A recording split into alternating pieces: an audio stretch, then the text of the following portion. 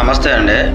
Morning పొద్దున్నే లేవగానే ఒక న్యూస్ చూశాను, ఒక న్యూస్ పేపర్లో. అదేంటంటే మన ఆంధ్రప్రదేశ్లో మొత్తం 44,000 స్కూల్స్ ఉన్నాయి. 44 స్కూల్స్లో కూడా పూర్తి స్థాయిలో పాఠశాలలు లేవు. పాఠశాలల్లో పిల్లలు అనేవి లేరు. సుమారుగా 4,000 స్కూళ్ళల్లో 10 మంది కంటే తక్కువ ఉన్న విద్యార్థులు ఉన్నటువంటి స్కూల్స్ అనేవి ఉన్నాయి. నిజంగా చెప్పండి, 10 మందికి స్కూల్ రన్నింగ్ చేయడం అంటే ఎంత కష్టం. పైగా గవర్నమెంట్ స్కూల్లో లక్షల జీతాలు ఉంటాయి, అవి మనకు తెలియంది కాదు. ఇంకా సెకండ్ పాయింట్ వచ్చేసరికి సుమారుగా 8,000 స్కూళ్ళల్లో 20 మంది పిల్లలు ఉన్నారు. ఈ 20 మంది పిల్లలకి స్టాఫ్ని 3-4 టీచర్లను పెడితే ఇన్ని లక్షల రూపాయలు ఖర్చు, ఎంత ఖర్చు అవుతుంది. ఈ విధంగా ప్రజాధనాన్ని కూడా నిర్వీర్యం అయిపోతుంది ప్రజాధనం అన్నది.